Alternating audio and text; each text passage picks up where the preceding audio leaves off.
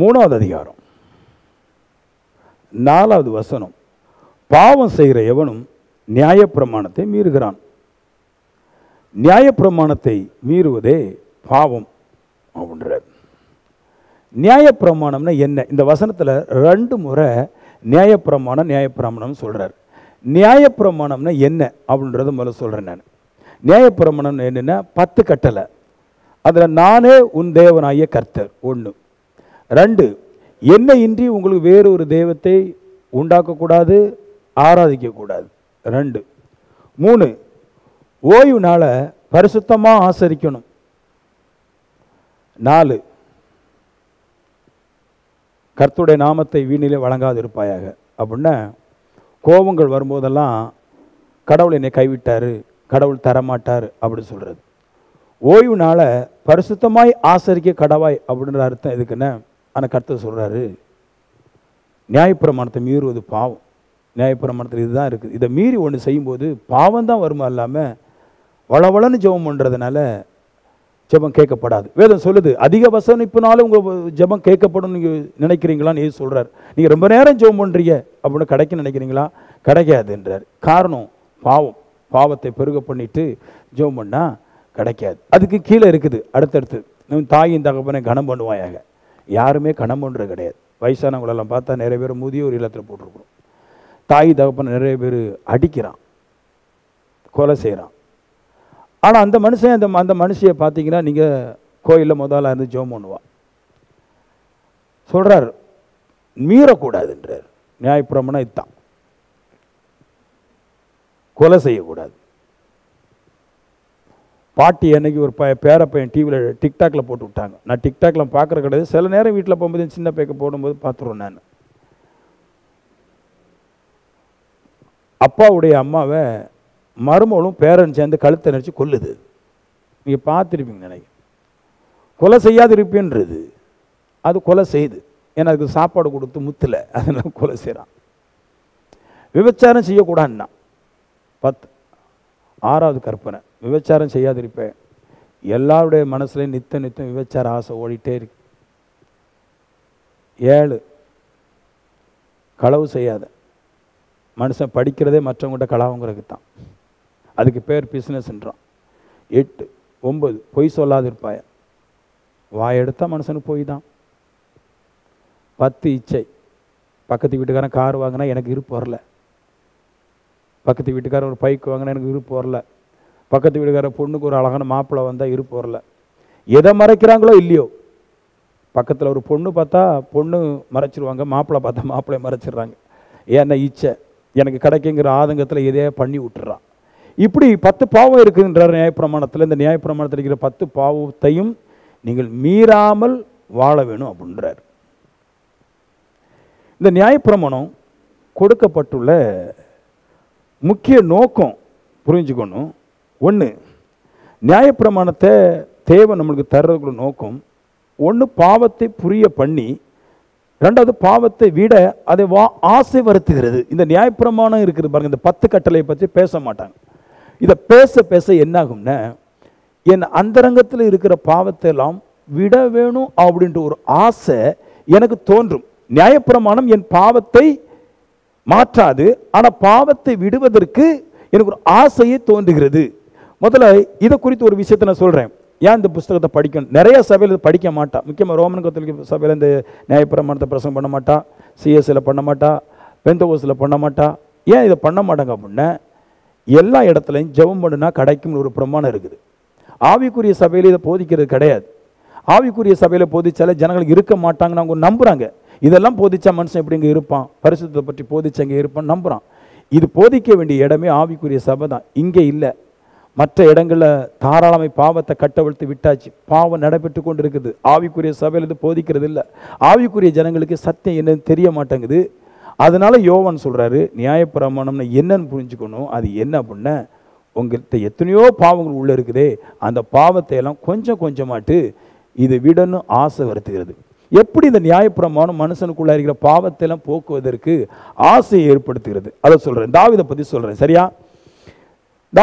தாவீதுக்கு பாவம் செஞ்சான். பாவம் செஞ்ச பின்னாடி இது பாவம் அப்படின்ற ஒரு உணர்வு இல்லாமல் இருந்துச்சு பாருங்க. என்னைக்கு ஒரு மனுஷன் பாவம் செய்கிறானோ, அது பாவம்ங்கிற உணர்வு என்னைக்கு வருதோ அன்னைக்கு தான் அவன் பரிசுத்தமாக்கப்படுவதற்கு அவன் வழியை தெரிந்து கொள்ள முடியும். தான் செய்கிறதெல்லாம் பாவம் இல்லைன்னே ஆகிப்போச்சு. உலகத்தில் இன்னும் கடைசி நாட்களில் பார்த்தீங்கன்னா எல்லாமே பாவம் இல்லைன்னு ஆகி போயிடும். சோதோம் குமாரன் பட்டணம் அழியறதுக்கு முக்கியமான காரணம் என்னென்ன, அந்த தேசத்தில் பாவம் என்கிற உணர்வு இல்லாமல் போய்விட்டது. இங்கே இப்போ நிறைய பாவத்தை மூடியாச்சு. நானே உன் தேவனாய் கர்த்தர்னாரு. இங்கே தெய்வங்கள் நிறைய பெருகிட்டு கற்பனை மூடிட்டாங்க. தெய்வத்தை உண்டாக்க கூடாதுன்னாரு. தெய்வத்தை உண்டாக்க கூடாதுன்னாரு. தெய்வத்தை சிலையாக உண்டாக்கி வச்சிருக்குது. ஓய்வுனால பரிசுத்தம் ஆசரிக்க நினைச்சா இங்க பாடல் கச்சேரியை போட்டு மனுஷன் பாவியாக்கியாச்சு. எதுக்கு எடுத்தாலும் ஒரு மனுஷனுக்கு நன்மை கிடைக்கலன்னு எல்லாமே கடவுள் கைவிட்டார், அவர் மோசம் அப்படின்ற மாதிரி கடவுளை கைவிட்டாச்சு. இப்படி பாவ உணர்வற்று மனுஷன் கடக்கும்போது நியாயப்பிரமாணம் உள்ள வரும்போது பாவத்தை புரிஞ்சு கொள்றான். அப்புறமா அவன் நல்ல மாதிரி வாழ ஆரம்பிக்கிறான். இவன் ஆசைப்படுற எல்லாம் அவனுக்கு கிடைக்கிறது. இன்னைக்கு நியாயப்பிரமாணம் இதை பற்றி பேசுறதுக்கு முன்னாடி தாவீது பாவம் செஞ்சான். அப்புறமா அந்த பாவத்தை விடணும் உணர்வு எல்லாம் இருந்துச்சு. அந்த பாவத்தை விடுவதற்கு எப்படி உணர்வு வந்துச்சு, முதல்ல எப்படி பாவம் செஞ்சான். தாவீது இஸ்ரவேலுக்கு ராஜா. அவர் எருசலேமில் இருக்கிறார். எருசலேமில் இருந்துட்டு வருஷா வருஷம் யுத்தம் அவங்களுக்கு உண்டு. அம்மோனியரோட யுத்தம் வருஷா வருஷம் உண்டு. யுத்தத்துக்கு ஆட்கள் எல்லாம் அனுப்பிட்டார். எல்லாரும் போயிட்டாங்க. போகும்போது இவர் மட்டும் வீட்டில் இருப்பார். வீட்டில் இருக்கும்போது பக்கத்தில் ஒரு ஓலை குடிசையில் பச்சைபான் ஒரு பொண்ணு, உரியாவுக்கு மனைவி பச்சைபான் ஒரு பொண்ணு இருக்கும். இவர் அப்படியே தட்டுக்கு மேலே போய் உலாத்திட்டு இருந்தான் இருக்குது. அப்படியே அங்கேயும் போயிட்டு இருந்த நேரம் போகலை. உலாத்திட்டு இருக்கும்போது ஒரு பெண் அங்கே அழகாக குளிச்சிட்டு இருக்குது. ரொம்ப அழகாக இருந்துச்சு. வேதம் சொல்லுது ரொம்ப அழகு. பச்சைபால் வந்து சூப்பர் பியூட்டின்றார். ரொம்ப அழகு. பார்க்கும்போது இவருக்கு என்ன ஆயிடுச்சு, பெண்ணு நல்லா இருக்கு அப்படின்ட்டு டக்குன்னு பார்த்த பார்வையில் அந்த பெண்ணோட கூட லவ் வந்துடுச்சு பாருங்க. நம்மளுக்கெல்லாம் வரும் பார்த்தீங்களா, வந்திருக்கேன் உங்களுக்கு. அப்படி பார்த்த உடனே கெட்டுனா இவனை நல்லா இருக்கும். நிறைய தாய்மார்களுக்கெல்லாம் வரும் பாருங்க. அது எப்படி வரும்னா, இந்த பையனை நம்ம வீட்டுக்கு எடுத்தால் நல்லா இருக்கும், இந்த பொண்ணை எடுத்தால் நல்லா இருக்கும். இதெல்லாம் லவ், ஒரு அன்பு பாருங்க. டக்குன்னு லவ் வந்துடுச்சு. டக்குன்னு ஆள் அனுப்பி கூப்பிடுறாரு, பொண்ணை கூப்பிடுறாரு. இப்படி யாருமா நீ அப்படின்ட்டு. அப்போ அந்த பொண்ணு சொல்லுது, என் புருஷன் ஊரியா வந்து உங்கள் படையில் தான் வேலை பார்க்குறாரு, அவர் இப்போ அம்மோனியரோட யுத்தம் பண்ண போயிருக்கிறாரு. உடனே இவர் சொல்லிட்டாரு, ஐ லவ் யூ டூ, நான் உன்னை அதிகமாக லவ் பண்ணுறேன், எனக்கு நீ வேணும் அப்படின்ட்டார். சரி, அந்த பொண்ணு ஒன்று சொல்ல முடியலை பாருங்க. அந்த பொண்ணு நினைக்குது ராஜா அப்படின்றதுனால இந்த பொண்ணு சம்மதிச்சுட்டு இவர் அந்த பொண்ணோடு கூட பைபிளில் போட்டு இது சயனிச்சார்ன்னு இருக்குது. அது என்ன தமிழில் ரொம்ப கெட்ட வார்த்தை, அது கெட்ட வார்த்தை பேசக்கூடாதுன்னு இருக்குது. பைபிளில் நிறைய கெட்ட வார்த்தை இருக்குது. சயனிச்சார் இருக்குது. ஃபெலோஷிப் பண்ணிட்டார், கணவன் மனைவியாக இருந்துட்டார். பெரிய பாவம் செஞ்சிட்டான். இவ்வளோ பெரிய பாவம் செஞ்சிட்டான். ஆனால் அது பாவம்னு ஒரு உணர்வு வரல பாருங்க. எவ்வளோ கொடூரமான பாவம். அடுத்த இயேசு சொன்னார், அடுத்தோடைய மனைவியை இருதயத்தில் இச்சியாதிருப்பாயாக, அடுத்தோடைய புருஷனை இருதயத்தில் இச்சியாதிருப்பா என்ற அது கொடூரமான பாவம்ன்றது. இது நிறைய போய் கனெக்ட் பண்ணிட்டான். அவனுக்கு ஒரு பிரச்சனையுமே இல்லை. நல்லா வீட்டில் போய் ஹாப்பியாக தூங்கிட்டாரு. ஒரு மாதம் கழிஞ்ச பின்னாடி அந்த வீட்டுக்கு அந்த பச்சைபால் தூது அனுப்புகிறா, நான் கற்பம் உண்டாயிட்டேன் அப்படின்ட்டு. பிரச்சனை பெருசாக ஆரம்பிச்சிருச்சு. டக்குன்னு தாவீதுக்கு ஒரு யோசனை. பச்சைபால் சொல்லிட்டான், எனக்கு கற்பம் உண்டாயிட்டு, நான் வாந்தி எடுக்கிறேன், எனக்கு கற்பந்தான் கன்ஃபார்ம் பண்ணிட்டேன், இப்போ என்ன செய்ய அப்படின்ட்டு. தாவீது வந்து ராஜா பாருங்க. அவர் என்ன பண்ணாரு, நேராக அந்த புருஷன் யுத்தத்தை நிற்காரு பாருங்க. அந்த புருஷனுக்கு டக்குன்னு தூது அனுப்பி ஊரியா இங்கே வான்னு கூப்பிடுறாரு. ரெண்டாவது பாவம். ஏன் கூப்பிட்டா, நீங்கள் படிச்சிருப்பீங்க, பச்சைபாலோடு கூட தாவீது பாவம் செஞ்சான்னு போட்டிருக்குது. அது விபச்சார பாவம் செஞ்சான். ரெண்டாவது, அவன் பாவத்தை மறைப்பதற்கு அவன் போராடுகிற போராட்டம் இருக்குதே, இது பாவம் செஞ்சதை பார்க்கலும் 10 மடங்கு போராடுறான். பாவம் செஞ்ச எல்லாருமே பாவத்தை மறைக்க பார்க்குறான். அந்த பாவத்தை விட பார்க்க மாட்டேன்றான். முடியல அவனுக்கு. ஃபோன் அடித்து கூப்பிடுறான். கூப்பிட்ட உடனே பாவத்தை மறைக்கிறதுக்கு சொல்கிறான், நீர் வாஷ் யுவர் ஃபீட், உன் கால்களெல்லாம் கழுவிட்டு வீட்டுக்கு போவோம், நான் உச்சிதமான பதார்த்தங்களெல்லாம் உங்களுக்கு தர்றேன் அப்படின்ட்டான். நான் படிக்கும்போது மனைவி கற்பமாயிற்று, இந்த ஆள் தாவீது அந்த ஆளை கூப்பிட்டு அவளுடைய புருஷனை கூப்பிட்டு உச்சிதமான ஆகாரங்களை கொடுத்து வீட்டில் போய் காலை கழுவிட்டு போன்றான். எதுக்கு இவன் இதெல்லாம் பண்ணுறான் அப்படின்னு நானும் கொஞ்சம் கற்பனை பண்ணி பார்த்தேன். நான் எனக்கு நேரம் ரொம்ப கிடைக்கும். நான் இங்கே தான் இருக்கிறது, மனுஷனை பார்க்க விரும்புகிறது கிடையாது. எல்லாம் ஏமாற்று பேரோழி மோசம். அதனால தேவ சமூகத்தில் இருந்துடுறேன் நான். அப்போ அதில் ஒன்றே தெரியுது, அந்த பொண்ணு தாவீதோடு கூட ஃபெலோஷிப் ஐக்கியமாகி குழந்தை உண்டாயிற்று. இப்போ என்ன பண்ணுறான், அந்த பாவத்தை மறைக்கிறதுக்கு புருஷனரை கூப்பிட்டு இவர் கால்களை கழுவு அப்படின்னு, வாஷ் யுவர் ஃபீட், கால்களை கழுவுன என்ன அர்த்தம் அப்படின்னா, உன்னை குளிச்சுக்கிட்டு உன் மனைவியோடு கூட சந்தோஷமாயிருன்னு சொல்கிறான். இதை அந்த உரியா சொல்கிறாரு, ராஜாவே நான் போக மாட்டேன், படையெல்லாம் யுத்தத்தில் இருக்கிறதுனால என் மனைவியோடு கூட போய் நான் சந்தோஷமாக இருப்பது சரியல்லைன்னு சொல்கிறான். அப்போது உன் காலை கழுவுங்கிறதுக்கு அர்த்தத்தை அவன் புரிந்து கொண்டான். என் காலை கழுவுனதுன்னா என் மனைவியோடு கூட நான் ஃபெலோஷிப் இருக்கணும். இப்போ ஒரு மாதத்தில் கற்பம் உண்டாயிற்று. இவர் 2வது மாதம் போய் மனைவியோடு கூட போய் இவர் ஃபெலோஷிப் வச்சுருந்தா, ஐக்கியம் வச்சுருந்தா, இப்போ இது தாவீதின் குழந்தை இல்லைன்னு ஆகி போயிடும். ஏன்னா சொல்லலாம் பாருங்க, போன மாதம் நீங்கள் வந்துட்டு போனீங்களா, அப்போ தானே குழந்தை உண்டாயிற்று. தாவீதோடு கூட 10 மாதம் பிறக்கிற குழந்தைய உரியா அதுக்கு அடுத்த மாதம் மனைவியோடு கூட இருந்தா 9 மாதத்துலேயே குழந்தை பிறந்துட்டு சொல்ல முடியும். அப்போது முதல்ல பாவம் செஞ்சிட்டான், விபச்சாரம் பாவம் செஞ்சிட்டான். அந்த பாவத்தில் ஒரு உணர்வு இல்லை. மறுபடியும் இந்த பாவத்தை மறைக்கிறதுக்கு புருஷனரை கூப்பிட்டு அந்த மனுஷியோடு கூட போக சொல்கிறான். பாவத்தை மறைக்க பார்க்குறான். பாவத்தை செய்வது பெரிய பாவம், இன்னொன்று பாவத்தை மறைப்பது அதை பார்க்கணும் பெரிய பாவம். ஆமென் சொல்லுங்களேன். ஹலோ, இங்கே நிறைய பாவத்தை பாவம் இல்லைன்ட்டாங்க. பாவம் மனுஷனுக்கு எதுக்கு கேடு, ஏன் கவலை, ஏன் கண்ணீர், ஏன் குழந்தை இல்லை, ஏன் நிறைய நன்மைகள் கிடைக்கல, ஏன் நம்ம கையும் பிரயாசம் வாய்க்கல, ஏன் நம்ம வீட்டில் பிசாசு வேலை செய்யுதுன்னு பாவம் பற்றி அவனுக்கு ஒன்றுமே தெரியாது. ஆமென். 3வது பாவம், அதை சொல்கிறேன் பாருங்க. 3வது பாவம், ஒரு பரிசுத்தமான மனுஷன் உரியா பாவமே செய்யலை, நல்ல ஒரு சூப்பர் கேரக்டர், அவனை வெறிக்க பண்ணனான் இருக்குது. ஆமென் சொல்லுங்களேன். வெறிக்க பண்ணனான் இருக்குது. 2 சாமுவேல் 11:13 இருக்குது. அவனுக்கு ராஜா கூப்பிடுறாரு, கூப்பிட்டு சொல்றாரு, இன்னைக்கு நாளைக்கு என்னோட ஒரு தங்கு அப்படின்னு சொல்லிட்டு நல்ல சாப்பாடு சிக்கன் பிரியாணிலாம் போட்டு பையனுக்கு காய்ச்சி எடுத்து கொடுக்குறாரு. கொடுக்கும்போது பையன் தின்னுட்டான். திங்கும்போது என்ன பண்ணிட்டாரு, திராட்சை ரசம் சொல்லிட்டு பிராண்டியை கலந்து கொடுத்துட்டாரு. ட்ரங்குன்னு கிடைக்காதுல்ல, இங்கிலீஷில் ட்ரங்குன்னா குடிச்சிட்டான். நல்ல பிராண்டியை ஒயினில் கலந்து கொடுத்துட்டாரு. குடித்தா என்ன ஆகும், புருஷ மருவை குடித்தா என்ன ஆகும் உங்களுக்கு தெரியுங்கள, மனைவிட்ட வந்து வேணுனே சிரிச்சிட்டு இருப்பான். ஆமென் சொல்லுங்களேன். நிறைய மனைவி மருக புருஷ மருக குடிக்க காசு கொடுப்பாங்க. ஏன்னா அவர் குடித்தாதான் சிரிச்சுட்டே இருப்பார் அப்படின்ட்டு. என் புருஷனுக்கு குடிக்க கொடுத்தாதான் இங்கே நல்லா இருக்கும் அப்படின்ட்டுருவாங்க. வந்த உடனே காசை கொடுத்து குடிக்க விட்டுருவாங்க. அவர் போய் குடிச்சிட்டு வந்துடுவார். குடிச்சிட்டு வந்த பின்னா நல்லா சந்தோஷமாக இருப்பான் அப்படின்றாங்க. ஏன் இந்த தாவீது அந்த மனுஷனை வெறிக்க பண்ணணும் அப்படின்னா, இவனுக்கு குடியை ஏற்றி கொடுக்கும்போது அவன் பரிசுத்த சிந்தை மாறி பாவ சிந்தைக்கு உட்பட்டு தன் மனைவியோடு கூட ஐக்கியமாக இருந்து அந்த பாவத்தை மறுபடியும் மறைப்பதற்கு அவன் முயற்சி பண்ணுகிறான். ஆமென் சொல்லுங்களேன். ஆமென்.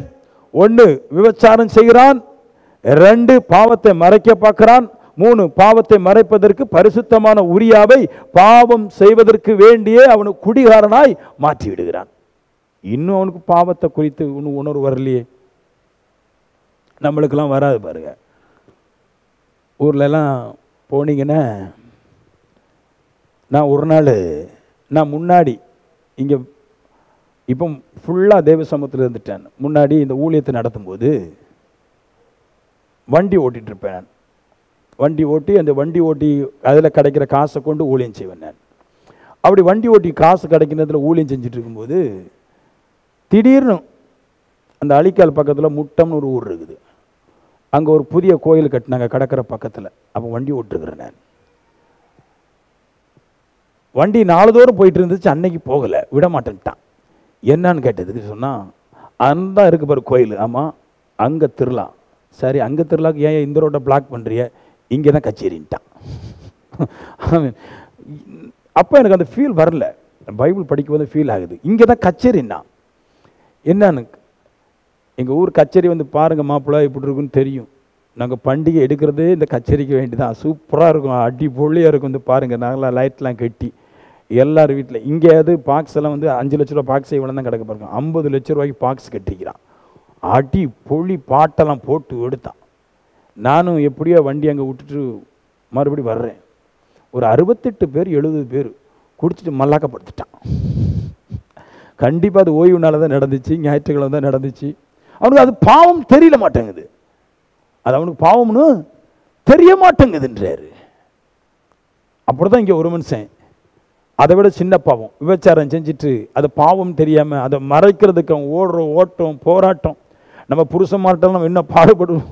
ஒரு ஃபோன் ஏடா கூடமாக வந்துச்சுன்னு அந்த ஃபோனை புருஷன்ட்ட மறைக்கிறதுக்கு நம்ம மூஞ்சி வைக்கிற ஃபேஸு, புருஷன் இல்லாத நேரம் மொபைல் ஆஃப் பண்ணுறது, அதை ஆன் பண்ணுறது, என்ன மாதிரிலாம் கோல்மால் பண்ணுவோம் பாருங்க. இதுக்கெல்லாம் காரணம் வந்து அது பாவம் என்னங்கிறது தெரியாமல் இருக்கின்றார். நியாய பிரமாணத்தில் இப்படிப்பட்ட பாவங்கள் இருக்குது, அது செய்யக்கூடாது மீறக்கூடாதுங்கிற ஒரு எண்ணம் வரலன்றார். ஆமென். 4வது பாவம் ஏமாற்றுவது. அன்னைக்கு நைட்டு நல்ல மாதிரி குடியெல்லாம் வாங்கி கொடுத்து பையனுக்கு வீட்டுக்கு போகணுன்னா வீட்டுக்கு போக மாட்டேன்ட்டான். ஆமென் சொல்லுங்களா. வீட்டுக்கு போக மாட்டேன்ட்டான். அதனால் என்ன பண்ணிட்டான், இனி இவனை கொல்ல முடியாது மாட்டிக்கும் அப்படின்ட்டு என்ன பண்ணிட்டான் அப்படின்னா, அவன் கையிலே ஒரு கடிதம் எழுதி கொடுத்தான்.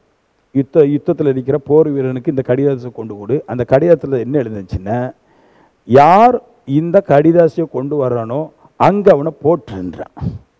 பாருங்களேன், நைட்டு முழுக்க நல்ல ஃப்ரெண்டு நினச்சி அரண்மனையில் இருந்து நல்லா குடித்து வெறிச்சிட்டு இருதயத்தை நல்ல நண்பனை போல் காமிச்சிட்டு அவன் மனைவியோடு கூட பிரவேசித்ததுனால அதை மறைப்பதற்கு வேண்டி அந்த பிள்ளையை கொண்டு போட்டுருக்கலாம், அது கூட பரவாயில்லை. ஒரு பாவம் செய்யாத அவன் புருஷனை கொண்டு போட்டாங்க. இது உலகத்தில் நிறைய நடக்கும் பாருங்க. ஒரு ஆள் கூட லவ் பண்ணியிருப்பான், அந்த லவ் பண்ணவளை கொண்டு போட்டால் கூட பரவாயில்லை, அப்போ சும்மா இருக்கிற புருஷனை விட்டு கொண்டு போகிறோம். இவன் தான் இடைஞ்சல், நம்மளோட லவ்வுக்கு வந்து பெரிய பிரிவினையாக இருக்கிறான், இவனை போட்டுறான். இதே மாதிரி தான் இங்கே நடந்துட்டு இருக்குது. ஏன் அவனு ஒரு கிறிஸ்தவன் தானே, ஏன் அவனுக்கு அந்த உணர்வு வரல? நான் சொல்கிறேன், அவனுக்கு இப்படிப்பட்ட உணர்வுகளெல்லாம் பேசலை. இது பாவங்கிறத பற்றி பேசலை. அவனுக்கு எல்லாம் என்னத்தை பேசுகிறாங்கன்னா, கேளுங்க கிடைக்கும்.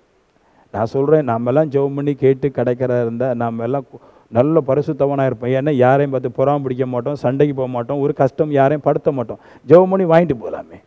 அது கிடைக்காதனால தான் நம்ம புறாம போடுறோம், அது கிடைக்காதனால தான் நம்ம சண்டை போடுறோம். காசு நன்மைகள் கிடைக்காதனால தான் எல்லா பித்தலாட்டம் பண்ணுறோம். ஜெபம் பண்ணி கிடைக்காதனால தான் பித்தலாட்டம் பண்ணுறோம். ஆனால் இங்கே சொல்கிறார், பாவம் ஒன்று இருக்குது, அதை கொஞ்சம் கவனமாக பார்த்துட்டு அதுக்கு மேலே ஒரு கரசனை வந்து அதை விடணுங்கிற ஆக்ரோஷம் என்னைக்கு வருதோ, நான் சொல்லுவேன், உன் வீடு நிரம்பி வழியும் பார்த்துரும்.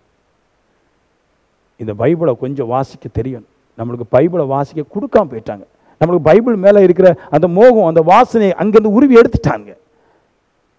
அவர் சொல்கிறாரு பவுல், நம்முடைய மனக்கண்களை குருடாக்கிட்டாங்க.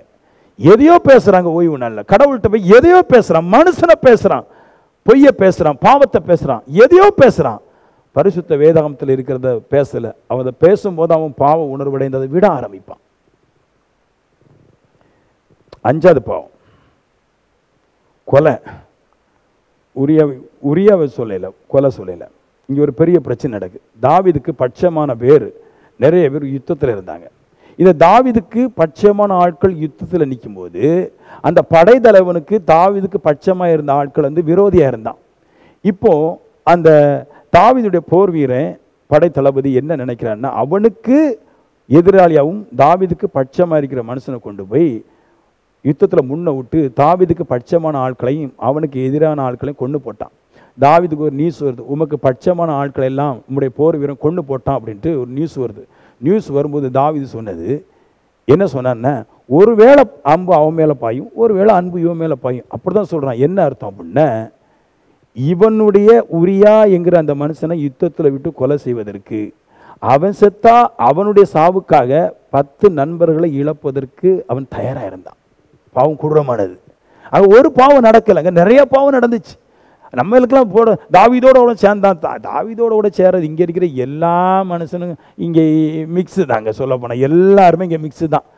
அது பெருப்பாவம் தான். அதோட பெரிய பாவம் என்ன, ஒரு பாவத்தை மறைப்பதற்கு பல மரணங்களை கொலைகளை நடத்துகிறோமே, அதுதான் பெரிய பாவம். 6வது பாவம் என்னென்ன வேதம் சொல்லுது, களவு. என்ன களவு? அவன் உரியாவுடைய மனைவியை அவன் எடுத்ததுக்கு பேர் வேதாகம் சொல்லுது களவு செஞ்சான் இருக்குது. ஏமேன். அப்போ நான் சொல்கிறேன், களவுன்னு என்னது? ஒரு மனுஷனை கட்டி போட்டு எடுக்கிறதுக்கு பேர் தான் களவு. பச்சைப்பாளுடைய புருஷனை கட்டி போட்டு அவனை கொலை செஞ்சு இன்னொருடைய மனைவி எடுத்தாங்களே, அதுக்கு பேர் தான் களவுன்றார். இவ்வளோ பாவம் நடந்துருக்கு. 6-7 பாவத்தை செஞ்சிருக்கிறான். ஆனால் கொஞ்சம் கூட இருதயத்தில் அது பாவங்கிற ஒரு எண்ணமே இல்லாமல் போயிடுச்சு பாருங்க. அவனுக்கு அது எண்ணம் வரல. தாவீது என்ன பண்ணிட்டு இருந்தான் ஒரு கேள்வி இருக்கு. அந்த நேரத்தில் என்ன பண்ணிட்டு இருந்தான்? இஸ்ரவேல் ஜனங்கள் யுத்தத்துக்கு போயிருக்கிறாங்க. யுத்தத்துக்கு போகும்போது என்ன நடந்துட்டு இருந்துச்சு அப்படின்னா, யூதாவும் எருசலேமும் கூடாரங்களில் வந்து தெய்வத்தை ஆராதிச்சுட்டு இருந்தது தான். இஸ்ரவேலில் யுத்தத்துக்கு போகும்போது மீதியான ஜனங்கள் பரிசுத்தம் இருந்து தேவனை வெளியே வந்து தேவனை ஆராதிப்பாங்க. வீட்டில் யாரும் இருக்க மாட்டாங்க. ஏன்னா வீட்டில் இருந்தால் பாவம் செய்ய தோன்றுறதுக்காக கூடாரம் போட்டு கூடாரத்தில் மொத்தம் ஆட்கள் இருந்து ஜெபம் பண்ணுவாங்களாம். தாவீதும் அப்படிப்பட்ட ஒரு மனுஷனை தான் இருந்தான். நல்லா ஜெபம் பண்ணான், நல்லா துதிச்சான். ஆனாலும் பாவம் வந்த பின்னாடி, பாவத்துக்கு முன்னாடி நிற்க முடியாமல் போய்விட்டான். நல்ல பாடல் துதியெல்லாம் அங்கே நடந்துட்டு தான் இருக்கு எருசலேமில் யூதாவில். ஆனால் துதியும் ஜெபமும் கட்டுப்படுத்த முடியலன்றார். எதுக்குன்னு, இவனை பாவத்தை விட்டு விலக்குவதற்கு அங்கே அன்றைக்கு போதிப்பதற்கு ஒரு ஆளும் கிடையாது. ஏன் மனுஷன் திருவிழாக்கு குடிக்கிறாங்க? ஏன் வாலிபையன் கஞ்சா போடுறான்? கடற்கரை கிராமங்களை போய் பார்க்க முடியல, எல்லாம் கஞ்சான்றேன். அப்படியே விழுந்து விழுந்து விழுந்து ஆவிக்குரிய ஜனங்கள் ஃபுல்லாக கஞ்சாவில் கிடக்குது. எல்லா ஜனங்களும் கஞ்சாவில் கிடக்குறான். ஏன்னா அவனுக்கு சொல்கிறதுக்கு ஆள் இல்லை. அவன் எதையோ நம்புகிறான். அந்த பசங்களுக்கு ஜெபம் பண்ண என்னன்னு தெரியாது, வேதம் வாசிப்பு என்னன்னு தெரியாது. கஞ்சாவே நம்பி குடிச்சு குடி, கஞ்சா, பாடல், திருவிழான்னு எதையோ நம்பி கெட்டு போயிட்டான். தாவீதும் அவர்களும் ஒருவனை போல இருக்கிறான். எல்லா பாவம் செஞ்சு கெட்டு போய் கிடக்கிறான். இப்போ பாவம் செஞ்சு தேவனுடைய கற்பனைகளை மீறி போய் இருக்கிறான் இல்லையா? இப்படி பாவம் செஞ்சு தேவனுடைய கட்டளைகளை மீறி போய் இருக்கிற மனுஷனுக்கு எது இப்போ பாவ உணர்வை கொண்டு வர போகுது? நல்லா கேளுங்க. நான் சொல்லுவேன், நியாயப்பிரமாணம் தான் பாவ உணர்வை கொண்டு வரும். நியாயப்பிரமாணத்துக்கு என்னன்னு கேட்டிங்கன்னா, மீறக்கூடாது, தேவனுடைய கட்டளை மீறக்கூடாது, அதுதான் நியாயப்பிரமாணம் இல்லையா? மீறுவது பாவம் என்று சொல்வதுதான் நியாயப்பிரமாணம். இந்த நியாயப்பிரமாணம் மீறுவது தான் பாவம் என்று எழுதியிருக்கும் போது, இதை அற்புத விதமான ஒரு கதையாக இந்த நியாயப்பிரமாணத்தை மாற்றி நாத்தான்வேல் தாவீதுக்கு சொன்னபோது அவனுடைய இருதயம் பாவத்தை விட்டு வெளியேறுவதற்கு மனசு உண்டானது. ஆமீன் சொல்லுங்களேன். ஒரு கரங்க தட்டி ஆமென், ஆமீன் சொல்லுங்களேன். அப்ப நான் சொல்லுவேன், நியாயப்பிரமாணம் ஒரு மனுஷனுக்குள்ளாக சரியா உபதேசிக்கப்படும் போது அவன் பாவம் அவனை விட்டு போவதற்கு அவன் நல்ல வழிகளை அவன் தேர்ந்தெடுக்கிறான். அவர் சொல்றார், ஒரு ஊர்ல ஒரு ஐஸ்வர்யவானும் ஒரு ஏழை இருந்தான். இப்படி இருக்கும்போது ஏழைக்கு ஒரு சின்ன ஒரு ஆட்டுக்குட்டி இருந்துச்சான். நியாயப்பிரமாணத்தை தான் ஒரு கதையாக சொல்கிறார். ஒரு சின்ன ஒரு ஆட்டுக்குட்டி இருந்துச்சு ஏழைக்கு. பணக்காரனுக்கோ நல்ல கறவை மாடு ஆடெல்லாம் இருந்துச்சுன்றார். இப்படி இருக்கும்போது வழிப்போக்கன் ஒருத்தன் வந்தானா அப்படின்னு இருக்குது. வழிப்போக்கன் ஒருத்தன் வந்தான். வரும்போது அந்த வழிப்போக்கனுக்கு என்ன பண்ணிட்டாங்களாம், இந்த ஆடு மாடெல்லாம் உடைய ஐஸ்வர்யாவான் தான் ஆடு மாடு வெட்டுறதுக்கு நெஞ்சில் ஆசை வரலையாம். இதில் நீங்கள் பைபிள் படிக்கும்போது, ஆவியில் படிக்கும்போது புரியும், இப்போ பிடிக்காது, உங்களுக்கு புரியாது. நான் சொல்கிறேன், ஏழைக்கு ஒரு சின்ன ஆட்டுக்குட்டி இருந்துச்சான். வீட்டில் இந்த ஆடு மாடு கறவை மாடெல்லாம் வெட்டி வந்தவனுக்கு விருந்து பண்ணுறதுக்கு ஆசை வராமல் பக்கத்தில் இருந்த சின்ன ஏழையோட வீட்டில் இருந்து ஒரு சின்ன ஆட்டை எடுத்து நல்லா வெட்டி கறி வச்சு வந்தவனுக்கு கொடுத்துட்டான்றது. தாவீதுக்கு இப்படி நாத்தான்வேல் உபதேசம் பண்ணுறாரு. பண்ணும்போது சொல்கிறாரு, அநியாயம் பிடிச்சவன்பா, ரொம்ப மோசம் இது.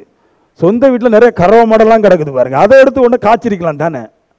சும்மா ஒரு ஏழை வீட்டிலேருந்து ஒரு சின்ன ஆட்டுக்குட்டியை எடுத்து வெட்டி தின்னுட்டான அவன் கொல்லப்படணும், மரணத்துக்கு பாத்திரன்னு, அவன் ஒன்றுக்கு 4 கொடுக்கணும்னா. உடனே நாத்தான் தீர்க்கதரிசி நேரம் சொல்லிட்டாரு, எப்பா அது நீ தான் பண்ணிட்டார். அவனுக்கு சாயிட்டார். என்னையா நான் பண்ணேன் நான்? அப்போ தான் சொல்கிறாரு, டேய், ஒரு சின்ன ஒரு ஏழை உரியா, அவன் ஒரு சின்ன ஒரு ஆடு இருந்துச்சான் பொண்டாட்டி. உனக்கு நிறைய கறவை மாடெல்லாம் இருந்துச்சு, அரேபியன் குதிரை மாதிரி உன் பொண்டாட்டிலாம் பெருசாக இருந்தா. நீ அவளெல்லாம் ஒன்றும் பார்க்கலப்பா. ஆட்டுக்குட்டி மாதிரி ஒரு சின்ன ஒரு பிள்ளை இருந்துச்சு, போய் தூக்கிட்டு வந்துட்டு அந்த ஏழை வீட்டில் போய். அப்போ தான் அவனுக்கு புத்தி வருது. நான் சொல்கிறேன், எங்கே தேவனுடைய தீர்க்கதரிசி இருக்கிறானோ அந்த இடத்துல தான் மனுஷனுக்கு பாவத்தை குறித்து புத்தி வரும். இல்லைன்னா ஒரு காலமும் பாவம் என்று இல்லாதபடி பாவத்தை ஆராதித்தும் அவன் பாதாளத்துக்கு போய்விடுறான். தீர்க்கதரிசி இல்லாத இடத்துல வேதம் சொல்லுது, தீர்க்கதரிசி சொல்லாத இடத்துல, தீர்க்கதரிசி இல்லாத இடத்துல ஜனங்கள் கெட்டு போயிடுறான். ஏன் அப்படின்னு கேட்டிங்கன்னா, நான் சொல்லுவேன், தீர்க்கதரிசி மட்டும்தான் சத்தியத்தை ஜீவன் போனாலும் தைரியாக பேச முடியும். மற்ற யாரும் தன் ஆத்மா வெளியே போய்விடும் என்று, தனக்கு பிரச்சனை வரும் என்று சத்தியத்தை பேசாதிருக்கிறான். தீர்க்கதரிசி மாத்திரம்தான் சத்தியத்தை பேசுவான். பாதாளத்துக்கு போகிறது எல்லாம் போவான். வேதம் சொல்லிச்சு, தீர்க்கதரிசிகள் என்னுடைய தீர்க்கதரிசிகள் என் ராஜ்யத்தில் கூடியிருப்பான். ஏன்னா அவன் எனக்காக ஜீவன் போனாலும் சத்தியத்தை ஒரு காலம் மாற்ற மாட்டான். இந்த பாவத்தை உணர்த்தக்கூடிய ஒரு ஆற்றல் யாருக்கு இருக்குன்னு கேட்டிங்கன்னா, தீர்க்கதரிசிக்கு மட்டும்தான் இருக்குது. மற்ற எல்லாருமே சொல்லுவாங்க, பாடுங்க, ஆடுங்க, அது பண்ணுங்க, இது பண்ணுங்கம்மா. ஆனால் இந்த தீர்க்கதரிசி சொல்கிறாரு, உன் பாவம் கொடிதமாக இருக்குதுன்றார். இதில் இன்னும் ஒரு முக்கியமான கதையை சொல்லிட்டு இன்னும் கொஞ்சம் ஆழமாக போகிறேன். இவன் வீட்டுக்கு ஒரு விருந்தாளி வந்தான் இருக்கு பாருங்க. விருந்தாளி ஒருத்தன் வந்தானா, அது யார் அப்படின்னு சொல்கிறேன்னா, நல்லா சொல்கிறேன், யார் வீட்டுக்கெல்லாம் விருந்தாளி வருவான் அப்படின்ட்டு. விருந்தாளி என்று சொல்லுதே அது பிசாசு சொல்லுது. விருந்தாளிக்கு பேர் என்ன பேர்? அதில் பிசாசு. யார் வீட்டுக்கு வருவான்? ஒருவன் கர்த்தரை ஆராதிக்காதிருந்தால், வீடு என்பது இருதயம், அவனுடைய இருதயத்துக்குள்ளாக பிசாசு என்கிற விருந்தாளி வருவான். அவன் வந்த பின்னாடி என்ன சொல்லுவான்னா, தான் மனைவி அவனுக்கு பிடிக்காதான். ஹலோ, நான் சொல்லுவேன், உங்களுடைய விருந்தாளியாகிய பிசாசு உங்களுக்குள்ளே வரும்போது உங்கள் மனைவி, உங்கள் புருஷன் உங்களுக்கு பிடிக்காது. அடுத்த மனைவி அடுத்த புருஷன் தான் பிடிக்கும். ஏன்னா அது அப்படி தான் வேலை செய்யும் பாருங்க. இங்கே இருக்கிற எல்லாருக்கும் அப்படி தான் வேலை செய்யும். ஏதோ நான் உங்களுக்கு புதுசாக ஒன்றும் சொல்லலை, உங்கள் இருதயத்தில் நடக்கிற விஷயத்தை சொல்கிறேன். நான் பாவம் உட்பிரவேசிக்கும் போது அடுத்தவங்களை பிடிக்கும், பரிசுத்தம் உட்பிரவேசிக்கும் போது தன் மனைவியை பிடிக்கும். அதனால பிசாசு உள்ளே வந்த உடனே அவனுக்கு வேற ஒரு சிந்தை உண்டாயிற்று. அங்கேருந்து பார்க்குறான், பிசாசு உள்ளே வந்துட்டு பார்க்குறான், ஓலை வீட்டில் ஒரு குளிச்சிட்டு இருக்கிறா, அது அழகாக தெரியுது. இங்கே அழகான சோஃபாவில் குளிச்சிட்டு இருக்கிறா, சொந்த மனைவி 10-18 கிடக்குது, குமிச்சு கிடக்குது, விளமீன மாதிரி குமிச்சு கிடக்குது பாருங்க, மரக்கறி மாதிரி வெள்ளரிக்காய் மாதிரி நிறைய குமிச்சு கிடக்குது. ஒன்றும் பிடிக்க மாட்டேங்குது. சூத்த கத்திரிக்காய் அங்கே குளிச்சிட்டு இருக்கா தான் பிடிக்குது. நான் சொல்லுவேன், பிசாசு உள்ளே வந்தா சூத்த கத்திரிக்காய் தான் பிடிக்கும். ஆமென் சொல்லுங்களா? ஆமென், ஆமென் சொல்லுங்களா? ஆமென், அல்லேலூயா. அவன் பிசாசு விருந்தாளி தெய்வத்தை ஆராதிக்காத எல்லாருடைய இருதயத்தில் வந்து மனுஷனை பாவம் செய்ய கட்டுப்படுத்திட்டு, இப்போ இந்த நியாயப்பிரமாணத்தை மீறினா பாருங்க. அந்த மீறதை தான் அந்த கதையாட்டு சொல்றான். இப்படி மீறிட்டங்கிறத ஒரு கதையா சொல்லி நியாயப்பிரமாணத்தை சொல்லி முடிச்சிட்டான். சொல்லி முடிச்ச உடனே இப்போ அடுத்து சொல்றாரு, மனம் திரும்புறதுக்கு ஒன்று சொல்றாரு பாரு. என்ன சொல்றாரு அப்படின்னா, கீழே அழகா பேசியிருப்பாரு. 2 சாமுவேல் 12:10 பட்டயம் உன் வீட்டை விலகாதிருக்கும். அவர் சொல்றாரு, நீ பாவம் செஞ்சிட்டு அது பாவம் இல்லைன்னு பேசிட்டு இருக்கிறியே, பட்டயம் அப்படின்னா நாசம் மோசம் வீட்டை விட்டு போகவே போகாதுட்டார். இப்போ உள்ளுக்குள்ள ஒரு கெதி கலங்கிட்டு, என்னதுன்னு நல்லாவே வர முடியாதா? இவன் சொல்றான், இஸ்ரவேலில் ஆராதனையை ஏற்படுத்தினதே தாவீதாகிய நான் தான்றார். இஸ்ரவேலுக்கு ஆராதனை கொண்டு வந்து மெயின் ஆராதனை கொண்டு வந்தது தாவீதான். தாவீதை பார்த்து தீர்க்கதரிசி சொல்றான், பாடவே தெரியாது தீர்க்கதரிசி, இவருக்கு பாடலே வராது, எப்பவும் தேவனோடு கூட ஆலயத்தில் கடந்துற பாடல் வராது. பாடின பாட்டை எழுதின தேவனுக்கு துதியை கொடுத்த முக்கியமான ஒரு பிரதான ஆளு தாவீது. தாவீதை பார்த்து பாடல் படிக்க தெரியாத ஒரு தீர்க்கதரிசி பேசுறான், நீ என்ன பாடல் பாடினாலும் உன் பாவத்து நிமித்தமாக அந்த சின்ன ஆட்டை களாண்டதுனால, உனக்குள்ள அந்த விருந்தாளி நீ ஏற்றுக்கொண்டதுனால, சின்ன ஆட்டை களாண்டு அவன் புருஷனை பல பேரும் கொன்றதுனால பட்டயம் உன் வீட்டை விட்டு விலகாதுன்றாரு. என்னதான் பாடு, என்னதான் ஜெபம், இந்த பட்டயம் உன்னை விட்டு மாறாதுன்னாரு. இவனுக்கு இப்பதான் இருதயத்தில் மனம் திரும்ப வேண்டுங்கிற ஆசை வருகிறது. எப்போ ஒரு மனுஷனுக்கு மனம் திரும்பணும் ஆசை வருது, தான் அழிந்து போவேன், தன் குடும்பம் அழிந்து போகும், நான் கெட்டு போவேன்கிற எண்ணம் எப்போ உட்பிரவேசிக்குதோ அப்பந்தான் அவனுக்கு கொஞ்சம் ஒரு மனம் திரும்புதல் வருது. போலீஸ் அங்கே எதுக்கு வச்சாங்கன்னா, நல்லா குத்தும் போது தான் இவனுக்கு மனம் திரும்புதல் வரும். இல்லை நான் திருப்பி திருப்பி குடிச்சு திருப்பி கலகும்பா. இதான் இந்த இது கர்த்தர் சொல்லிட்டு, மனம் திரும்புவது பட்டயம் வீட்டை விட்டு விலகாது இருக்கும்னார். 12:11 சொல்றாரு, உன் வீட்டில் இருந்து பொல்லாப்பு உனக்கு எழும்பும் சொல்றாரு. வெளியே போண்டாம், நீ பாவம் செஞ்சு ரொம்ப கெட்டு போயிருக்கிறதுனால வெளியே போண்டாம். உன் வீட்டில இருந்து சத்துருக்கள் எழும்புவான், உன் வீட்டில இருந்து பொல்லாதவன் எழும்புவான், உன் வீட்டில இருந்து விலையினங்க எழும்பி ஒன்னையே பட்சிப்பான்றார். ஆமென், ஆமென் சொல்லுங்களேன். ஒரு கரங்களை தட்டி பலத்தோடு. ஆமென். ஒருத்தன் தேவ சமூகத்துக்கு தேவன் எப்படியோ கொண்டு வந்துட்டாரு. இங்க வந்த பின்னாடி நான் சொல்லுவேன், இங்க வந்த பின்னாடி வேணும்னு ஜெபம் பண்ணி பாடி பிரோஜனம் இல்லை. நான் சொல்லுவேன், இங்க வந்த பின்னாடி இங்க பாவங்கள் உணர்த்தப்படும் போது அந்த பாவத்தை எப்படியா விட்டு மாற வேண்டும். ஏன்னா பாவ உணர்வு இல்லாதவனுக்கு பாவத்தை குறித்த அழிவே உணர்வு தெரியாது. அவனுக்கு அழிவை பற்றி தெரியாது. நான் எப்ப இறக்க போறேன், எப்படி எனக்கு நோய் வரப்போகுது, என் பிள்ளைங்களை எப்படி கட்டுப்போங்கிற உணர்வே இல்லாத இருப்பான். எவன் ஒருவனுக்கு பாவத்தை பற்றி உணர்வு இருக்குதோ அவனுக்கு தான் தன் அழிவை பற்றி உணர்வு வரும். பாவ உணர்வு இல்லாதவன் கண்டிப்பா அழிவை பற்றி பயப்பட மாட்டான். வேதம் சொல்லுது, இங்க இவன் தாவீதுக்கு தான் பாவத்தை உணர்த்தி பாவத்தின் தண்டனை உணர்த்தின போது அப்படியே கடத்திட்டு போய், கர்த்தாவே நான் பாவம் செஞ்சேன், என்னை இந்த பாவத்தில் விடுதலையாக்கும் சொன்னான், அறிக்கைத்தான் இருக்குது. நான் சொல்லுவேன், பாவம் எது என்பதை புரிந்து கொள்ள வேண்டும், பாவத்துடைய தண்டனையும் புரிந்து கொள்ள வேண்டும்.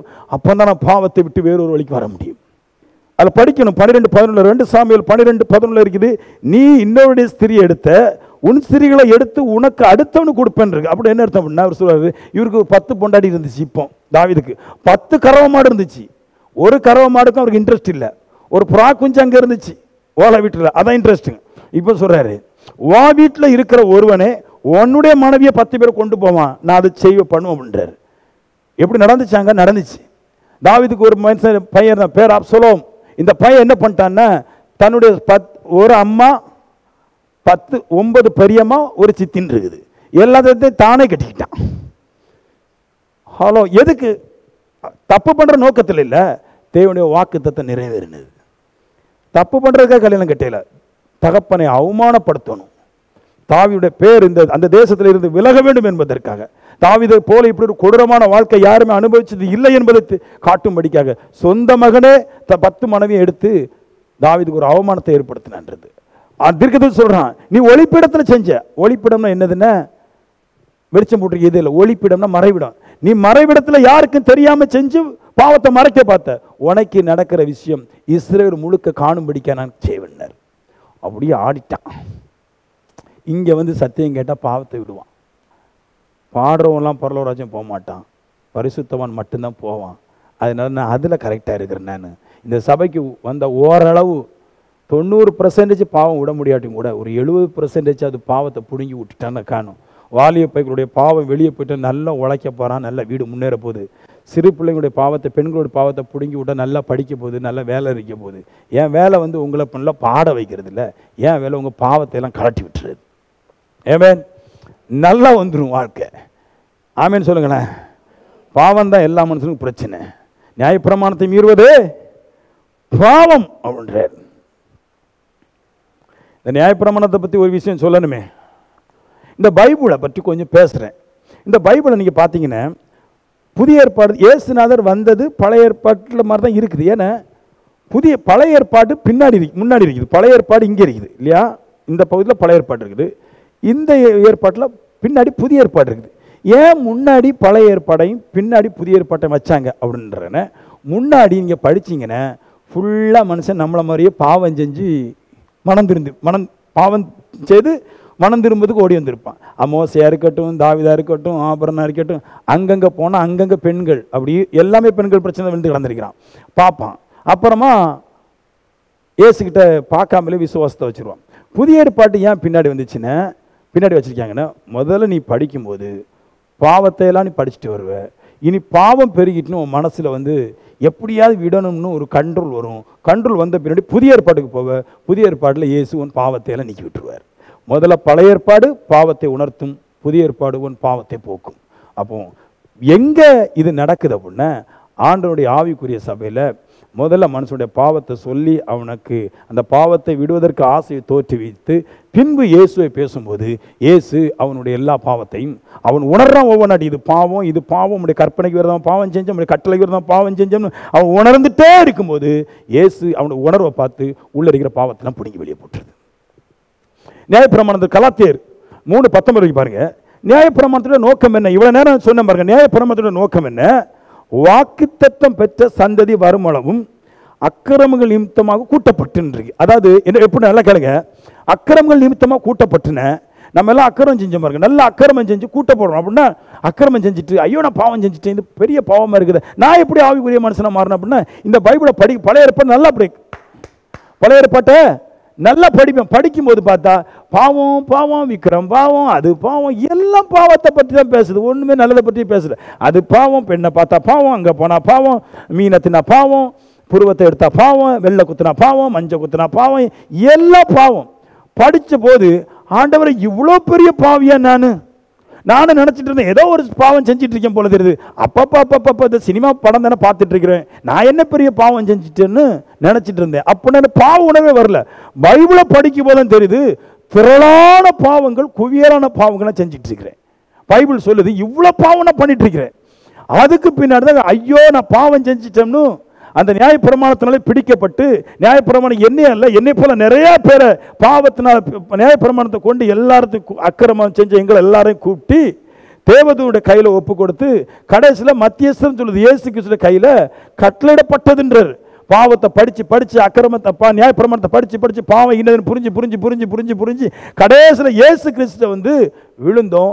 இயேசு கிறிஸ்துவோ நம்முடைய பாவத்தை எல்லாவற்றையும் மன்னித்து மாற்றிவிட்டார். ஆமேன்னு சொல்லுங்களேன். நல்லா இருக்கணுமாங்க, நீங்கள் நல்லா இருக்கணுமா, வாழ்க்கை நல்லா மாறணுமா, பெரிய ஆளாகணுமா, கார் வாங்கணுமா, ஃப்ளைட்டு வாங்கணுமா, நீ செய்கிற வேலை உனக்கு ஆசீர்வதிக்கப்படணுமா, எல்லாரும் சொல்லுவா ஜெபம் பண்ணணும். நான் சொல்கிறேன் ஜெபம் பண்ணு, தப்பில்லை, உன் பாவத்தை விட்டு. ஆமேன். ஒவ்வொரு ஆளுடைய மொபைல் எடுத்து பாருங்க,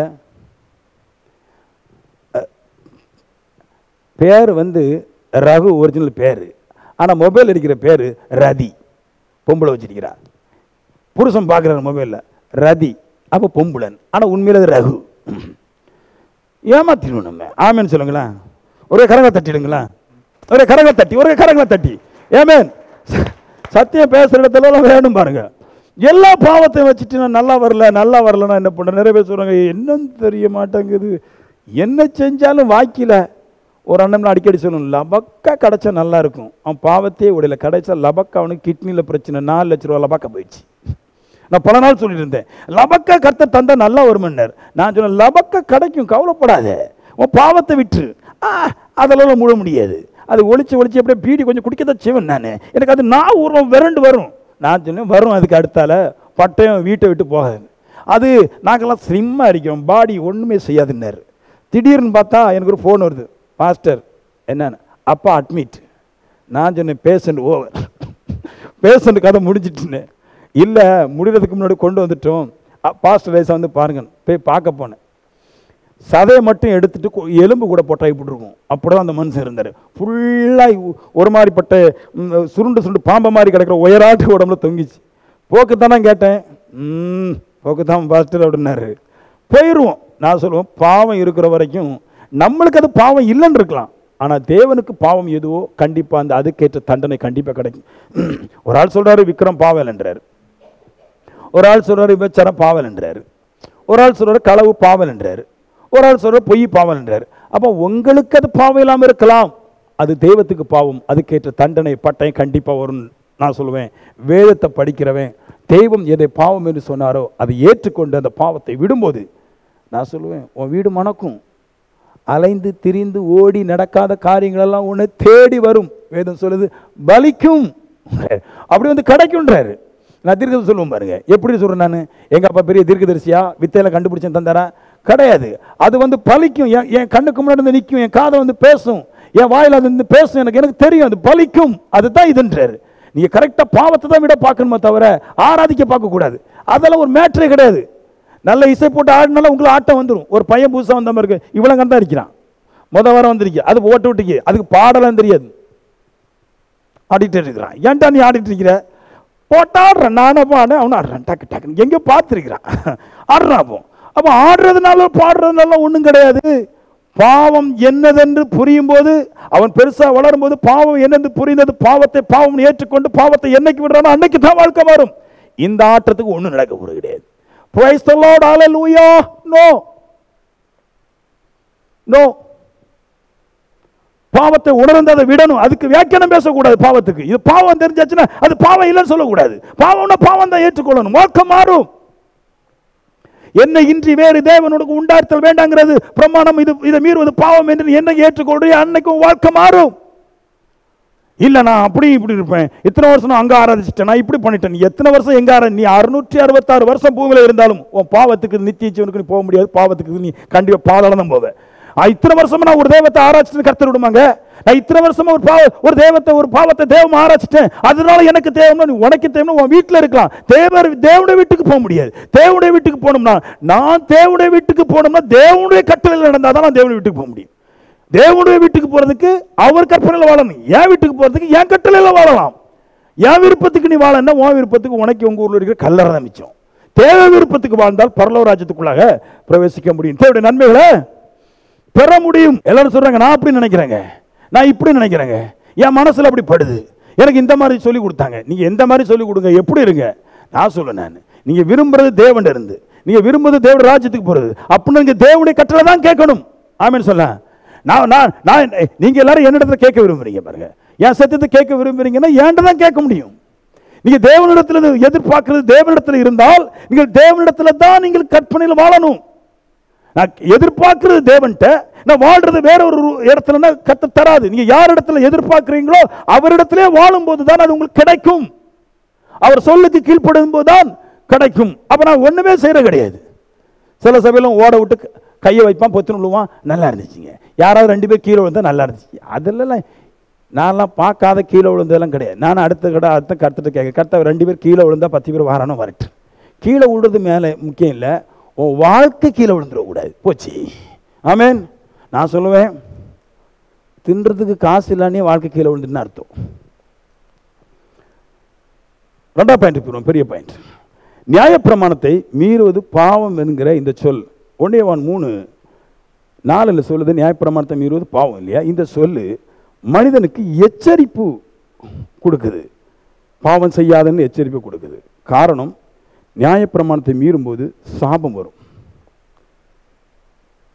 எப்படி நியாயப்பிரமாணத்தை மீறுற? நீங்களாம் எப்படி மீறுறீங்க அதை சொல்கிறேன். எப்படி நியாயப்பிரமாணத்தை மீறணும்? நம்ம எல்லாம் மீறணும் பாருங்க இல்லையா? எப்படி மீறணும்? இன்னைக்கு நிறைய பேர் நிறைய பாவங்களை விழுந்து விழுந்து விழுந்து விழுந்து கிடக்கிறோம். ஒரு நல்லது நடந்தால் கூட பாவத்தில் தான் கனெக்ட் வச்சுடுறோம். எப்படி ஒரு மனுஷன் தேவ சபைக்கு வந்த பின்னாடி பாவம் செஞ்சு சாபத்துக்கு போகிறான், அதை லேச சொல்லட்டுறான். உபாகமம் 28:15. ஆமேன்னு சொல்லுங்களா? இன்னைக்கு நான் சொல்கிற வார்த்தையிலே நீங்களா நரகத்துக்கு போவீங்களா? தேவன்ட இது வரைக்கும் நீங்கள் வாங்கியிருக்கிறீங்களா? இனி நரகத்துக்கு போவீங்களா அப்படின்றது இந்த வசனத்தில் இருக்குது. யார் சாபம் பிடிச்சவன், யார் நன்மை பெறாதவன், யார் நரகத்துக்கு போகிறவன்? உபாகம் 28:15. எல்லாரும் திருப்பிடுங்க, நானே வாசிக்கேன். நீங்கள் வீட்டில் ஒரு 10 நேரமாக இதை போய் வாசிக்கணும் நீங்கள். ஏன்னா அப்போ தான் உங்களுக்கு தெரியும் யார் நரகத்துக்கு போவா. ஆமேன்னு சொல்லுங்களேன். நரகத்துக்கு போகிற மனுஷனை முதல்ல கண்டுபிடிப்போம். நம்ம கூட்டத்தில் யாரெல்லாம் நரகத்துக்கு போவா அவங்கள முதல்ல கண்டுபிடிப்போம். 15. இன்று நான் உனக்கு விதிக்கிற உன் தேவனாகிய கர்த்தருடைய எல்லா கட்டளையின்படியும் கற்பனைப்படியும் கட்டளையின்படி நடக்க கவனமாக இருப்பதற்கு அவர் சத்தத்திற்கு செவி கொடாதே போவாயாகில் சொல்றாரு. கட்டளையின்படி நடக்க, கற்பனைப்படி நடக்க கவனமா இருக்குன்றார். அதுக்கு என்ன செய்யணும்? நான் தேவனுடைய கட்டளையின்படி நடக்கணும், நான் தேவனுடைய கட்டளைப்படி வாழணும், நான் தேவனுடைய கட்டளைப்படி இருக்கணும் அப்படின்னா என்ன செய்யணும் அப்படின்றாருன்னா, அந்த கட்டளைகளை தேவனுடைய கட்டளைகளை பேசுவதற்கு, அதில் நடப்பதற்கு, அதில் வாழ்வதற்கு கவனமாக செவி கொடுக்கணும். எல்லாரும் சொல்லுங்க, கவனமாக செவி கொடுக்கணும். அப்போ சபைக்கு எதுக்கு வர்றோம்? தேவனுடைய கட்டளையை கேட்டு அதில் நடப்பதற்கு சபைக்கு வரோம். சபையோட நோக்கம் என்னது? இங்கே தேவனுடைய கற்பனைகளும் வசனங்களும் போதிக்கப்படும், அதை கவனமாக கேட்டு நான் தேவனுடைய கட்டளைப்படி வாழ வந்திருக்கிறேன் அப்படின்ற எண்ணத்தோடு கூட கவனமாக கேட்டு அதில் நடக்கும்போது இவன் சாபம் இல்லாமல் வாழ்ந்துடுறான்.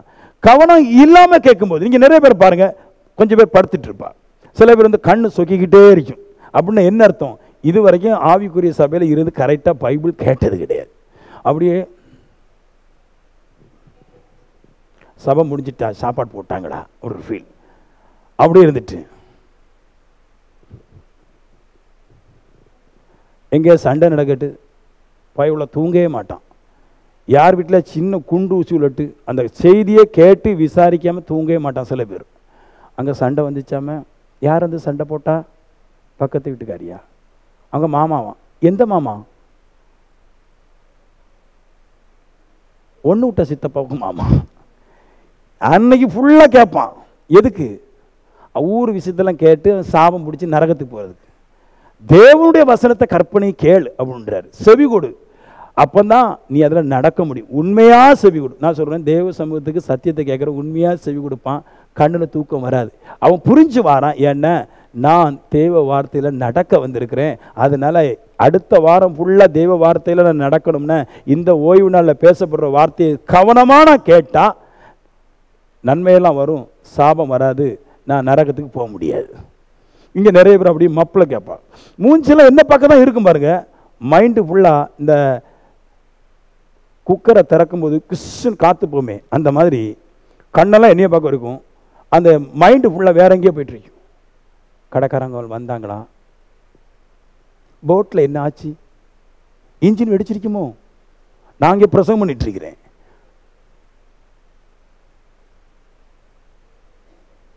கிறுக்கனாச்சு அவன். அல்லேலூயா சொல்லுங்க, கிறுக்கனாச்சு. அல்லேலூயா. சரியான ஆக்சன், பிரசங்கம் கேட்கிறவங்க சரியான ஆக்சன்ல கேட்பா. ஆமென், அல்லேலூயா, கை தட்டுங்க, அல்லேலூயா அல்லேலூயா, ஆமென். அப்புறம் மறுபடியும் கோமா ஸ்டேஜ். இப்ப 2 பாடு வச்சிருப்பாங்களே, டீசலுக்கு எங்க போவேன்? போன வாரம் அவட்ட தான் நகை வாங்கினேன், கொடுக்கையில கேட்க முடியாதே. பிரசங்கம் கேட்டீங்களா? ஆம், கை தட்டுங்க. அப்புறம் பிரசங்கத்தை நீ கேட்டுட்டு போனா உனக்கு சாபம் வராது.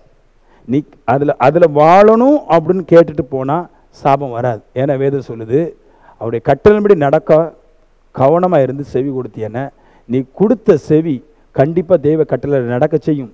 கண்டிப்பாக உன் வாழ்க்கையை கர்த்தர் நிர்ணயம் பண்ணி உனக்கு நன்மை தருவார். அவன் செஞ்ச பின்னாடி கூட உனக்கு வயிற்று பசி ஆற்ற தேவன் ஒரு பிரசங்கத்தை கேட்க, கர்த்தருடைய வார்த்தை கேட்க வந்து உனக்கு வழி திறக்காதா? நீ இவ்வளோ பாவம் அக்கிரமங்கள் செஞ்ச பின்னாடி பிசாசு அங்கே போட்டுச்சு. வேதம் சொல்லி பிசாசை கட்டி தேவன் அந்தகார சங்கிலில் கட்டி கடலில் போட்டார். அவன் ஒன்றும் செய்யாது. நீ எல்லா பாவத்திலும் தேவன் இரக்கம் வச்சு உனக்கு நன்மை தர்றவர். அவருடைய சத்தியத்தை கேட்க வந்தால் கற்பனை மீறாமல் இருப்பாய், நீ நல்ல வழிக்கு வரலாமே. எல்லாரும் கெட்டு போன காரணம் சொல்கிறேன், சபையில் சரியா தேவ வசனத்தை கேட்பதற்கு இருதயத்தை கொடுக்காமல் இருந்ததே அவர்கள் பாவம் செய்வதற்கும் அவர்கள் கெட்டு போவதற்கும் ஆதி காரணமாக இருந்துச்சு. பைபிள் சொல்லு, எச்சரிக்கிறார், நியாயப்பிரமாணத்தை மீறக்கூடாதுன்னு. அவருடைய சத்தியத்தை கேட்பதுக்கு சரியாக செவி கொடுக்கின்றார். 1 மணி நேரம் இருந்து செவி கொடுத்துட்டீங்கன்னா நான் சொல்லுவேன், கொஞ்சம் கொஞ்சம் படிப்படியாக நீங்கள் பாவம் செய்ய மாட்டீங்க, நல்ல நிலைமைக்கு மாறிடுவீங்க. அவர் நியாயப்பிரமாணத்தை மீறுவது பாவம்னு ஏன் சொன்னார்ன்னு, அவருடைய நியாயப்பிரமாணத்தை நீ மீறாது இருந்து விட்டால், அதற்கேண்டு எல்லா முயற்சியும் செஞ்சு நியாயப்பிரமாணத்தை மீறலன, இப்பொழுது நான் சொல்லும் ஆசீர்வாதங்கள் உனக்குள் வந்து கிடைக்கின்றார். இப்போ போவாருங்க ஆசீர்வாத பிறகுல. அவர் சபைக்கு வந்து எப்படி இருக்கணும்? மூஞ்செல்லாம் எப்படி இருக்கணும்? திருமண பொண்ணு மாதிரியே இருக்கணும். சபைக்கு வந்து இன்னைக்கு தானே கல்யாணம், ஃப்ரெஷ்ஷாக இருக்கணும். மாப்பிள்ளைக்கு பிடிக்குமோ பிடிக்காது தெரியலையே, நம்ம பல்ல பார்த்து குறை சொல்லணும், முடியை பார்த்து குறை சொல்லணும், சரியை பார்த்து குறை சொல்லணும், எப்படியாவது அவனுக்கு பிடிக்கணுமே. அப்படி இருந்துட்டு அவன் புருஷன் எத்தனை நாளைக்கு கொண்டு வாழ்வான்? 30 வயசில் நாங்கள் உங்களுக்கு கட்டுறோம், 40 வயசில் மண்டையில் முடி போயிடுது, 50 வயசில் தூக்கி கழிச்சு போட்டுறீங்க, வீட்டில் கடைசியில் பின்னாடி போட்டு ஒரு கட்டில் போட்டு, அப்போ நீங்கள் இங்கே படுத்துடுங்க, புது பண்டாடியோட நாங்கள் முன் சீட்டில் நாங்கள் டூர் போய்ட்டுருக்கணும் மாதிரி. ஒரு 20 வருஷம் வாழ்க்கை புருஷனோட வாழ போகிறோம். அதில் நோய் வந்தால் 10 வருஷம்தான், இன்னும் ஆள் மெண்டல்னால் போச்சு, வாழ்க்கையே போச்சு. இப்படிப்பட்டவங்க கூட வாழ்வதற்கு முதல் நாளே எடுக்கிற ஸ்டெப்பும் போராட்டம் பயங்கரமாக இருக்கும். வாழ்நாள் முழுவதும் சாகாமல் நித்திய காலமாக தெய்வத்தை போலவே நம்மளை ஆக்கக்கூடிய தேவனுடைய வார்த்தையை கேட்பதற்கு இங்கே ஆள் இல்லையே. கற்பனைப்படி செய்ய உண்மையாய் செவி கொடுப்பாயானால் சொல்கிறார் 28:1 பாரு, உண்மையாக செவி கொடுப்பியானா, தூங்காதபடி, தங்கைக்கு திசை திருப்பாதபடி, கணவனாருடைய எண்ணத்தை கொண்டு வராதபடி. நாமலாம் பாருங்களேன், ஒவ்வொரு நாளும் தேவ சமூகத்தில் சத்தியம் கேட்பதற்கு படிப்பதற்கு மற்ற இடங்களை தூக்க நேரமாக பயன்படுத்துவேன். என் அன்பார்ந்த பிள்ளைங்கள், ஆவிக்குரிய சகோதரிகள் எல்லா இடத்துலையும் முழிச்சு வேலை பார்த்துட்டு இங்கே வந்து சபையில் தூங்குற இடமாய் அவர்கள் பருமாறுகிறதை பார்க்கும்போது ஆனந்த கண்ணீர் எனக்கு வருகிறது. ஃபாதர் பிரசங்கம் பண்ணுற மாதிரியே பண்ண வேண்டியது. வேலை ஓயாமல் நிற்ப வேலை என்ன கிடைக்கும்? 12,000 ரூபா சம்பளம், வண்டி வாடகைக்கே 8,000 போயிடுது, 4,000 ரூபா மிச்சம், டீக்கு போயிடுது மிச்சம் 2,000 ரூபா, அவ்வளோத்துக்கு அதுக்கே கால் வலி நிற்பான். அவன் பேசுவான், இங்கே நாங்கள் பேசுகிறது கிடையாது பாருங்கள். யாருங்க அவரை கூட பாருங்கள், நல்ல தூக்கத்தில் இருக்கிறார். புதுசாக வர்ற கொஞ்சம் தூங்குவாப்புல. ஏமேன், எனக்கு பாவம் கேட்டதே இல்லையா? நான் தூங்கும்போது நன்றி சொல்லுவேன். ஏன்னா ரோமன் கத்தோலிக்கு இதில் அங்கெல்லாம் இருந்து சத்தியம் கேட்கும்போது தூக்கம் வந்து குவார்டர் குடிக்க போயிடுவான்.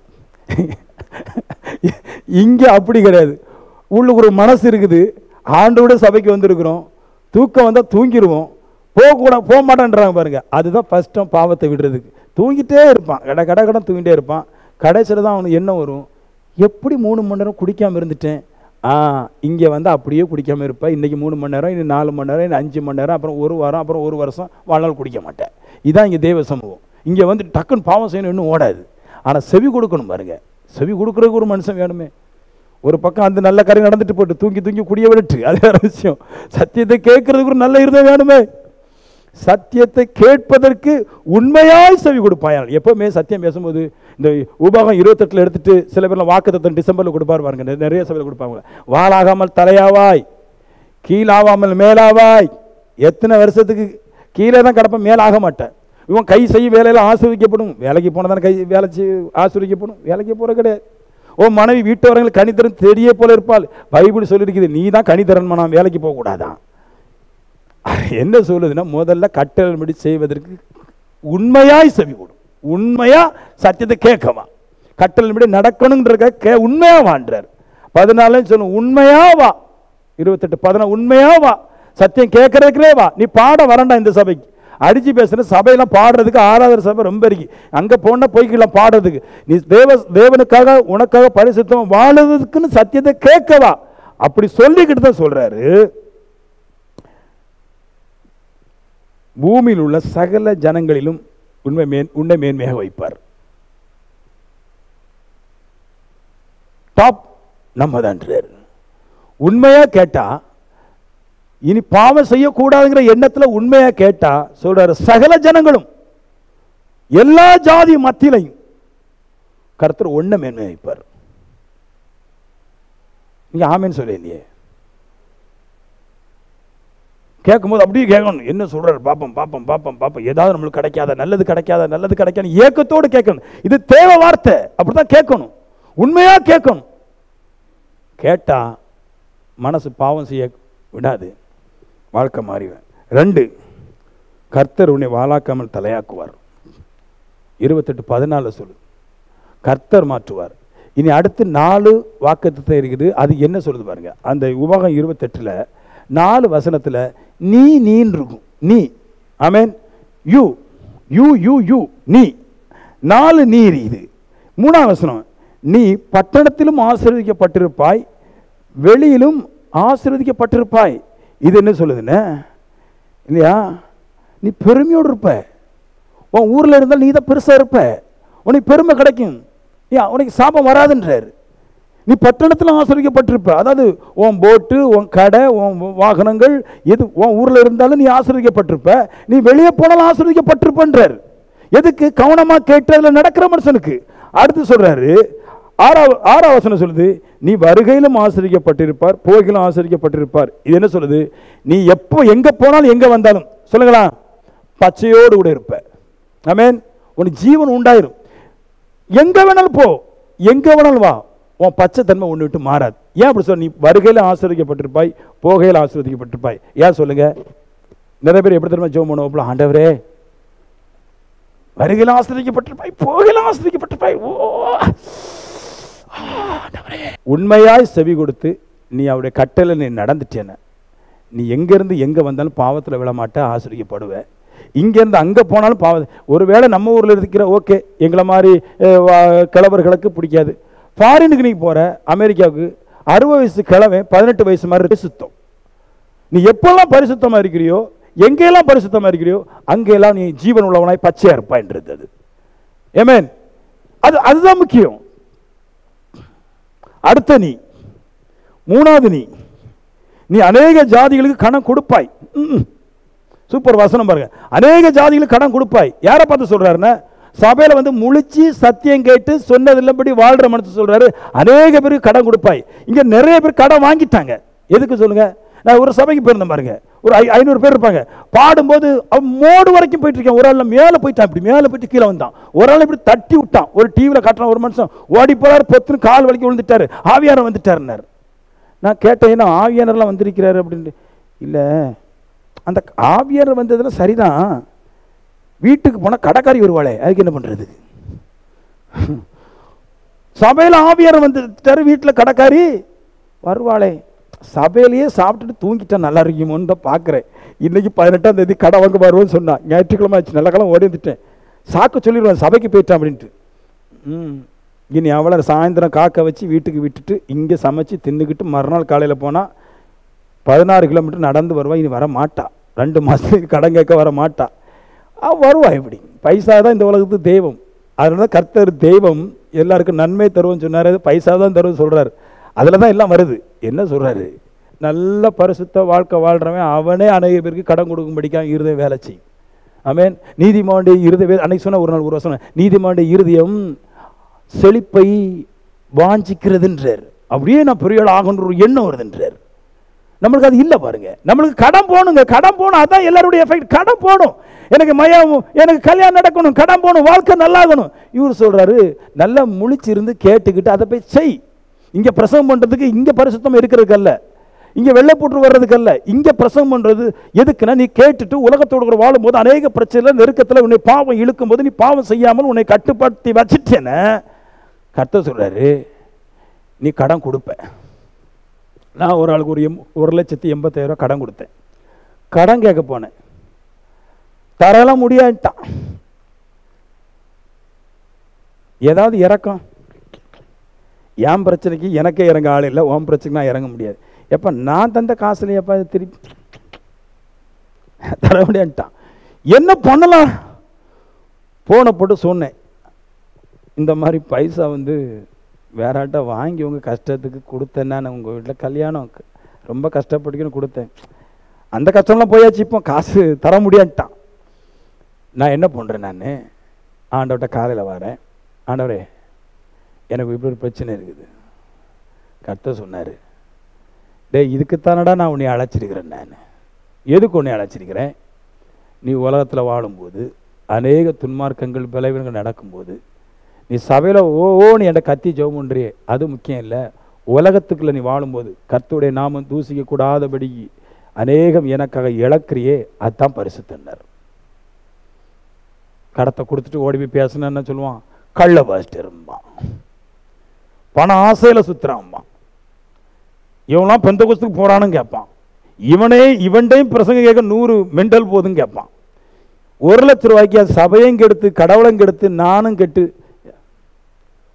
ஸ்தோத்திரம் இயேசுநாதா, உமக்கென்றும் ஸ்தோத்திரம் இயேசுநாதா, எத்தனை லட்சங்கள் அபகரிச்சு போனாலும் ஸ்தோத்திரம். ஏன் கர்த்தரை தூசிக்கிறதுக்கு? அப்படியே நானே உன் தேவனாய் கர்த்தர்ன்னு சொன்னாரே, அந்த கர்த்தரை யாரும் அவருடைய நாமத்தை பரிசுத்த நாமத்தை வீடியில வழங்காதிருப்பான் இருக்குது. நான் அவரை மோசம் சொன்னாலும், என்னால் வருகிற விளைவுகள் அவருடைய நாமத்தை கெடுக்கிறதா இருந்தாலும், நான் அதுக்கு பாத்திரவான் அல்ல. நான் இறந்து போவது எனக்கு நலமாக இருக்கும். ஆமென். கொண்டு போனால் கொண்டு போட்டு அவங்களுடைய கிரியைகளுக்கு அவங்களுக்கு பலன் கிடைக்கும். வேதம் சொல்லுது, என் கிரியைக்கு எனக்கு பலன் கிடைக்கும், அவங்க கிரியைகளும் அவங்களுக்கு பலன் கிடைக்கும். நான் சொல்லுவேன், நான் கடன் வாங்குறவனாய் தேவ சமூகத்தில் ஏறினேன், ஊழியக்காரனாகிறேன். இன்றைக்கி கடன் கொடுக்குறவனாக இருக்கேன்.